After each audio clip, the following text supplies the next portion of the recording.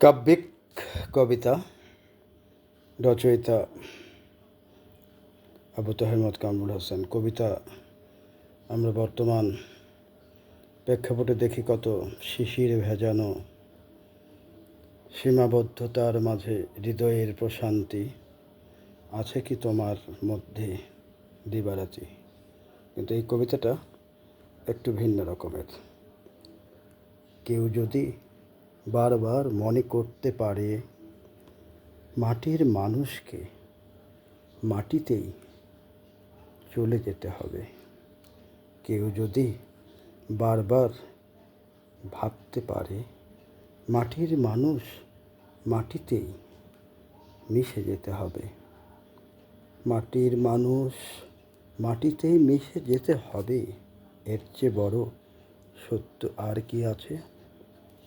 এই স্বল্পকালের মানুষের এই জীবন কত বড়ই, কিন্তু ভাবনাগুলো বড় হলেও স্বল্পতাতে অনেক ছোট ধরন। ভাবতে ভাবতে ক্লান্ত হয় আমার মনের ধরন। অর্থ, বিত্ত,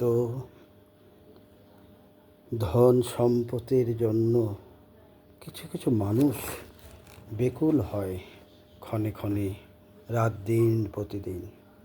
আমি তখন আল্লাহর জিকির ফিকির করতে থাকি দিবানিশি রাত দিন। যেভাবে আছি শুকরিয়া জ্ঞাপন করি, মনের অজান্তে নয়, মনের জগতে মনকে স্বস্তি রেখে মন ভরে সংকটগুলো কেটে যায় সময়ের সাথে ক্ষণে ক্ষণে। সংকটগুলো কেটে যায় সময়ের সাথে ক্ষণে ক্ষণে। যিনি পাঠিয়েছেন এই ধরনীতে তিনি সংকটগুলো নিরসন করেন, তবে তার দয়া দিয়ে। দয়ার সাগর আল্লাহ, তিনি দিতে পারেন শক্তি।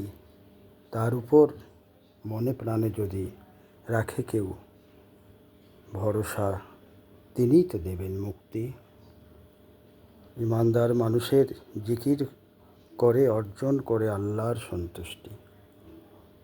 নির্বোধ মানুষেরা সময় থাকতে স্মরণ করে না রবকে।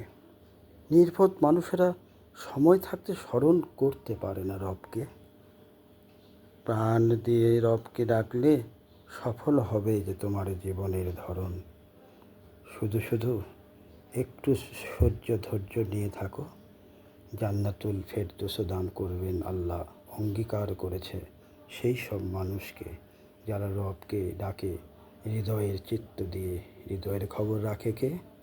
যিনি দেবেন তোমাকে জান্নাতুল ফেরদৌস, যিনি দেবেন তোমার কালিমায় মুখে, তিনি তো রব, তিনি জানে তোমার অন্তরের খবর।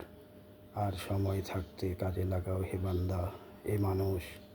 আল্লাহকে চেনার সহজ পন্থা, গভীর রাতে ডাকো তাকে তুমি। যেমনইভাবে যাবে মাটিতে মিশে, তেমনই পাবে তুমি রবকে কাছে পাবে। তখনই হবে তোমার জন্য ধন্য তোমার জীবন। ধন্য হবে আল্লাহর জন্য তোমার জীবন, তোমার মরণ, তোমার সম্পদ, তোমার প্রতিপত্তি। প্রতিটি সময় ক্ষণে ক্ষণে আল্লাহর কাছে হয়ে যাবে তোমার মর্যাদার ধারক বাহক। তুমি ধন্য তোমারই জন্য। ধন্যবাদ।